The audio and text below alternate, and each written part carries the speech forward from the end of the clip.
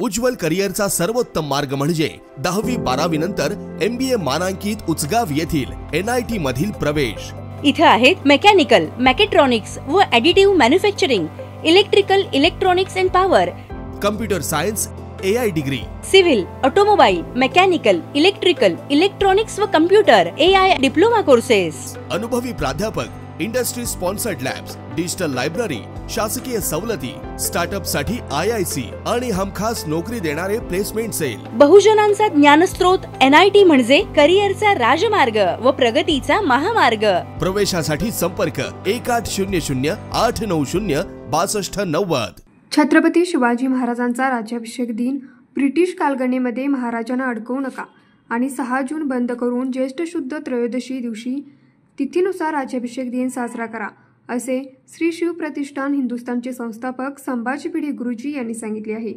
पण कोल्हापुरातील दिलीप सावंत यांनी भिडे गुरुजी यांच्यावर टीका केली। याचा जाब विचारण्यासाठी धारकरी शिवाजी पेठेत त्याच्या घरी गेले होते, पण त्यावेळी दिलीप सावंत जुना राजवाडा पोलीस स्टेशनला पळून गेला। धारकऱ्यांनी पोलीस स्टेशनला धाव घेऊन त्याला जाब विचारला, त्याच्यावर तक्रार नोंदवली। जवळपास 100भर धारकरी छत्रपती शिवाजी महाराज चौक येथे दिलीप सावंतचा निषेध करण्यासाठी एकत्र आले होते। तेथून सर्वजण लक्ष्मीपुरी पोलीस स्टेशनला जाऊन PI कन्हेरकर व DYSP यांच्याकडे कडक कारवाई व्हावी ही मागणी करण्यात आली।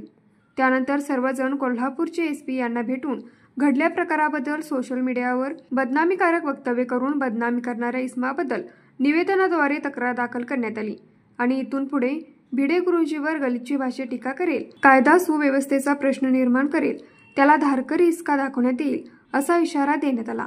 यावेळी श्री शिव प्रतिष्ठान हिंदुस्थान जिल्हा कार्यवाहक सुरेश यादव, शहर कार्यवाहक आशिष लोखंडे, हिंदू एकता आंदोलनचे दीपक देसाई, अर्जुन चौगुले, नितीन चव्हाण, रोहित अतिग्रे, आशिष पाटील, विजय आरेकर, शशिकांत पिसे, आदित्य जमदाडे, अवधूत चौगुले, निरंजन शिंदे, संदीप गुरव, दशरथ शिंदे, आदित्य जासूद, अक्षय ओतारी, प्रवीण पाटील, विजय चौगुले, नितीन काळे, सचिन साळोखे, अथर्व कोल्हापुरे आदी धारकरी उपस्थित होते।